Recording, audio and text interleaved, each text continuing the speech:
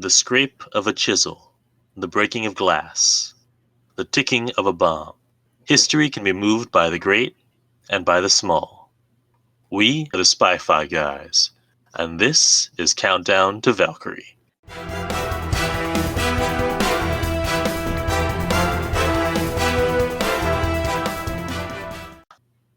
Hello and welcome back to the Spy-Fi guys. I'm Zach and this is Christian. Hey, wait, I thought we were talking about Tom Cruise this week. I am deceived. I know. It's so crazy. We're doing something different this time. So what's happening is we were supposed to do the Tom Cruise movie Valkryie. And in preparation for that, I read this book called Countdown to Valkryie, The July Plot to Assassinate Hitler by Nigel Jones. And the book had so much good content that I wanted to share with you and with our listeners that I was like, let's do this, what we're calling a MICRODOT episode. Yeah, so, and if you don't know what a microdot is, well, you're listening to the wrong podcast. Just kidding, of course. So, dot is like a form of communication that spies used to use, and I think maybe some still do, where they shrink down a document or a message or something to basically the size of the period in a sentence, and you hide it in places, be it in a stamp of a postcard, or because it's so small, you can hide it almost anywhere. But we don't have to look for this microdot. We're bringing it right to you with some extra history beyond the movie that I thought you would want to know. So shall we just jump right in? Yeah, let's do it. So the July plot that involved an attempt on Hitler's life, an attempt to overthrow the Nazi regime, may have been the closest to actually killing Hitler, but it was not the first attempt, or even the first attempt made by other Germans. Oh, okay. So Nigel talks about a couple of resistance movements against Nazi Germany, one of which was named the Kreisau Circle, led by Helmuth James Graf von Moltke. Excuse me. That's Gesundheit. Thanks. I know the German names are out of control. You think it's bad in the movie? It's ridiculous in the book. Which is why when we cover the movie, I'm not going to remember anyone's name. I'm just going to be like, oh yeah, Tom Cruise did this and Bill Nye did that.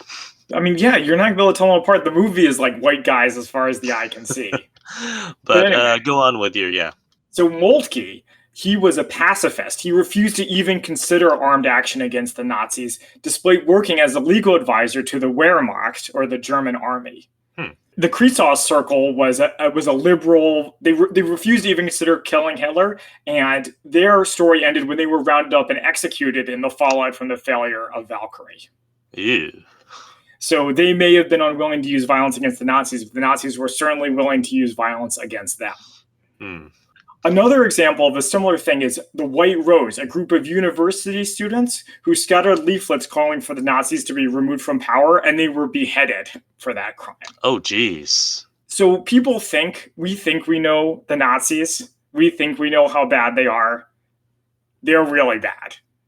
Yeah, it's one thing to mistreat your enemies, but your own people like that. It goes to, and this is something that I developed from the movie a little bit as well, which is that in a totalitarian regime like Nazi Germany, even if you're on top, it's no fun. No. It's just a terrible place to be. Yeah. Okay, but those weren't really attempts on Hitler. Let's get into the good stuff. So Lieutenant Colonel Hans Oster, who was not in the movie, even though he was sort of peripherally involved with Stauffenberg's plot, he was the director of operations for the Abwehr, which is Germany's military intelligence unit. And he came up with a plan that was called the Abwehr Plot, because it was done by a bunch of Abwehr people. He was active against the Nazis long before Tom Cruise's character, named Klaus von Stauffenberg, who we'll be talking more about later. But Oster was active long before Stauffenberg was involved. He hated both the SS for killing a general he once served under and Hitler himself, whom he called the pig, or Emil, which I guess is like an insult. I don't know what that means. I don't. But, you Emil, I'll get you. So the problem with this plot, among others, is that Oster was really bad at his intelligence job, what they call in the spy business OPSEC, or operational security. So according to Nigel, he would meet contacts quite openly in cafes and restaurants and chat freely about their plans, no doubt to the education and delight of many listening ears. Ooh, that's terrible OPSEC. It's like, what? It's like, what are you doing? He and his fellow conspirator were arrested in 1943, almost 10 years after he first decided to move against the Nazis. So that does come to one of my, like, the tropes in spy movies that I kind of hate, is that they're just openly talking about stuff in, like, whatever cafe or coffee shop that they're in. Mm-hmm. So I'm glad that in real life, when something like that happens, it doesn't work out. I mean, it's bad like that it didn't. Yeah. I mean, I would have liked for Hitler to have been assassinated beforehand, don't get me wrong, but yeah, that's just terrible. OPSEC. It's just like I don't even understand what's going through his mind. How, let alone how he got his job as director of operations. Okay, so let me tell you a little bit about their plan, though, because their plan is interesting, even though it didn't work. So Oster teamed up with General Ludwig Beck, who is played by Terrence Stamp in the movie. Yeah. So Beck, at the time, was chief of staff of the German army, aka the Wehrmacht, and he stayed there between 35 and 38. So their plan wasn't to kill Hitler directly, but rather they were going to try to stop him and therefore stop World War II before it even began. So the way they were... a good idea. Oh, sorry. I mean, sure. It's a great idea. And a lot of people foresaw World War II starting.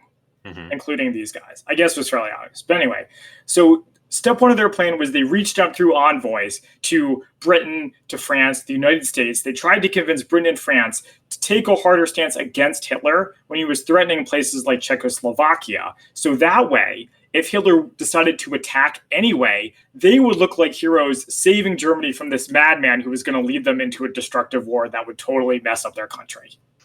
So their plan was to arrest Hitler. They were going to rush the chancellery with 50 soldiers, some of whom were mercenaries. So this was the plan. They were just going to go and they were going to arrest him, put him in prison, take control of the government. No muss, no fuss, no problem. But then 50 seems like a low number. Yes, but they were going to need to, because remember, they're high-level people in Nazi Germany governments. They could just walk by most of the defenders. I mean, again, it's like in a spy movie where it's like, don't you know who I am? I'm the chief of staff here. Now stand aside. But then what gets interesting is that they decided among themselves, Heinz and Oster said they were going to do a conspiracy within a conspiracy. So they told their soldiers, and they told the soldiers and their buddies, they were going to arrest Hitler, they were going to put him on trial, but then they agreed between just the two of them that they were going to shoot Hitler in the process of arresting him and say it was an accident. What? Yeah. Wow. They probably correctly asserted that he'd be too dangerous to keep alive. So, like Emperor Palpatine. I mean, Stauffenberg came to the same conclusion. And then, in fact, he went a little bit further, but we'll talk about that when we get there. Right. So while they're doing all this, the winds of war are blowing, and but they were right that their plan could have been successful in the sense that they were saving Germany from a war, because the German people weren't enthusiastic about fighting a war at the time either. Hitler himself said, "I cannot make war with such a people." What do you think of my Hitler impression? Not bad, not bad. Okay, so Beck said to one of his envoys, "Bring me certain proof that England will fight if Czechoslovakia is attacked, and I will put an end to this regime." So this was like while Hitler was like threatening Czechoslovakia. But the problem was that England wouldn't do it. Chamberlain was still in power. He was willing to give away anything for peace in our time. So even though Oster and his buddies had they done all this planning, they got their allies, they got their soldiers, when Chamberlain basically surrendered Czechoslovakia and the Sudetenland to Hitler, they were like, crap, we can't move against Hitler now. He's more popular than ever. He just gave the most powerful country on the planet a big black eye without even needing to fight. Oof. So they never implemented that particular plot. Okay. So after this, Oster started just giving military secrets to the Allies. So he acted as a spy for the Allies. He warned the Netherlands that they were about to be invaded by Nazi Germany. They didn't listen. Same with Norway, same with France. So I thought that was interesting. Yeah, that's pretty interesting. Yeah, I had no idea of that. Yeah. If you succeed, you're a hero. If you fail, you become a footnote of history, just sort of like all of these guys, unfortunately. But if you think that was interesting, buckle up for this one. Let me tell you the story of Johann Georg Elser. So this is a story I've been telling friends and family ever since I read it because I quite enjoyed it, and I hope you will too. So Johann Georg Elser was from the same region of Germany as Stauffenberg. It was called Swabia, which is hilarious. The people there are not called Swabs, though. They're called Swabians. Oh, disappointing. I know, right? So Elser, unlike everybody else in the movie and these stories, was an ordinary person. He wasn't a soldier. He wasn't a spy. He wasn't a secret agent. He worked as a carpenter. He was an extreme introvert. Very few friends, very few people who knew him at all. While his family thought he was apolitical, there's evidence that he opposed Nazism from the beginning of the regime in 1933. He refused to perform the Hitler salute, didn't join the others in listening to speeches broadcast on the radio, didn't vote for the Third Reich's elections or referendums. He had dabbled in communist leanings, but said to his interrogators the reason why he was going to stop Hitler was the following. Here's a quote, courtesy of Nigel. And I'm not going to do an impression this time because it's too long. I considered how to improve the conditions of the workers and avoid a war. For this, I was not encouraged by anyone. Even from Radio Moscow, I never heard that the German government and the regime must be overthrown. I reasoned the situation in Germany could only be modified by removal of the current leadership. I mean Hitler, Göring, and Goebbels. Goebbels? Goebbels? I think it's Goebbels, actually. Oh, huh. Okay. I did not want to eliminate Nazism. I was merely of the opinion that a moderation of the policy objectives will occur through the elimination of these three men. The idea of eliminating the leadership came to me in the fall of 1938. I thought to myself that this is only possible if the leadership is together at a rally. From the daily press, I gathered that the next meeting of leaders was happening on 8 and 9 November 1938 in Munich in the Burgerbräukeller. So what was going on was that Hitler's and the Nazi Party had attempted to overthrow the German government, and I believe it was 1924. I probably should have written it down. And it was called the Beer Hall Putsch. Putsch. It's the German word for like attempted revolt or revolution. Okay. And they failed, and a lot of Nazis got killed in that. So when they succeeded, every year they would come back to the Burgerbräukeller, the place where it started. Oh, I'm sorry, I have it written down. It was 1923. Oh, okay.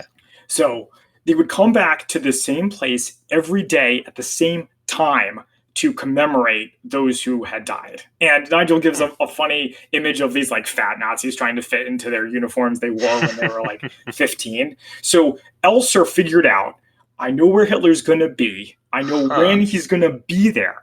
And that's how I'll kill him. Wow. Well, you've got, motive and means right there. An opportunity, really. Exactly. So November 8th, 1938, goes to Munich to check it out. So he figures out, he sees that there's a big stone pillar in the middle of the restaurant or the beer hall. And he comes up with his plan. He's going to build a bomb. He's going to put it in the pillar. It's going to be right next where Hitler's going to be standing. So so he goes back to his home city and he puts his plan together. He starts buying explosive materials, designs a bomb, tests the bomb, makes sure that it works. So it takes him a whole year from November 1938 until August 1939. He moves back to Munich and he gets a job as a day laborer. Okay. Starting in early August 1939, every evening he would go to the Burgerbräukeller, eat his dinner, blend it in. Everybody's drinking, everybody's dancing around, everybody's eating, carrying on. Nobody notices this quiet guy just sitting there eating his sausage or whatever. He pays his tab. He looks like he's going to leave, but actually at 10 p.m., he would go into the back and hide in a cloakroom until everybody left. Then he would come out and start cutting a hole in the stonework of the pillar to place his bomb, chipping out the mortar, prying bricks out of the pillar. Wow. He timed every blow of the hammer with sounds like a train going by or toilets flushing, because I guess they had automatic toilets in 1939. Yeah. And then when he was done every night, he would go and collect every bit of sawdust, every bit of brickwork, every bit of dirt to hide the evidence that he had ever been there. This sounds like the Shawshank Redemption. Yeah, I was actually going to say and then he would take all that dirt and like hide it in his pants and then drop it off when him and the prisoners were playing baseball. But the first thing he did was he like came up with like a cover on the pillar that he would attach to make it look like, so they wouldn't see a big hole in it. So then every night he was it a poster? It was not a poster of Rita Hayworth. Oh, I mean, it had to look like the pillar, which is like crazy. Right. Like, I didn't know how you would do that. Well, it's a good thing he was a carpenter. Yeah. You know who else was a carpenter? Are you gonna say Jesus? I mean, yeah, coincidence, maybe. Okay, so anyway, he would collect all the evidence, go back to his hiding place, sometimes with a briefcase holding debris, hide there until like the breakfast crew came in and started eating their waffles or whatever. Then he would go mingle with them, go home, go back to sleep. And he did this from August to November. So that's 3 months. Jeez. So then finally, 8 November 1939, he sets his bomb 18 hours in advance, hides it in the pillar, seals it up, makes a break for the border. 18 hours pass. The Nazis do not find the bomb. It goes off exactly when it was supposed to, collapsing the pillar and the roof of the hall, just like it was supposed to. But it didn't kill Hitler. Sorry. Okay. And the reason for that is because he wasn't standing next to it. Because if he had been, he absolutely would have been killed if he had been standing next to the pillar when the bomb went off. Okay, how many times did Hitler not die because he wasn't standing in just the right spot? There were at least 10 plots that failed because of basically BS. Jeez. Well, I was going to bring this up when we were talking about the movie, but I'll bring it up now. The internet has a theory that the reason why all these plots fail because of ridiculous circumstances is time travelers. Or it's because Hitler has the Spear of Destiny. I like that. I like that one too. I mean, if you read the old GSA comics, like in World War II, that's why the Justice Society of America couldn't just go after Hitler directly, is because he had the Spear of Destiny. I mean, it is pretty poetic that the only thing that could kill Hitler was Hitler. If you believe that sort of thing. Yeah. So the reason why Elser's bomb didn't kill Hitler was because there was bad weather that day. And, well, that's not the whole story. So there was bad weather. Hitler was going to leave via an airplane, but because of the weather, he decided to take his personal armored train instead. And because of that change, his departure time was moved up by an hour, and so his address was moved up by an hour. He gave his speech at 8 p.m. when he was supposed to give it at 9 p.m. So the result of this was Elser's bomb killed 8 Nazis and a waitress, injuring 63 others. 63? Huh. Because by the time it went off, he had given his speech, so most people went home, except for a few late drinkers. If it had worked, it would have killed Hitler, many of his lieutenants, and 3,000 brown shirt supporters. 3,000, jeez. So Nigel talks about how there's a theory that because Elser was captured so easily, which we will get to, some historians thought it was a conspiracy concocted by the SS or the Gestapo to try to seize power. But most historians now are like, no conspiracy would put the most important man in Germany next to a bomb and just... no. Yeah, that it went off when it was supposed to.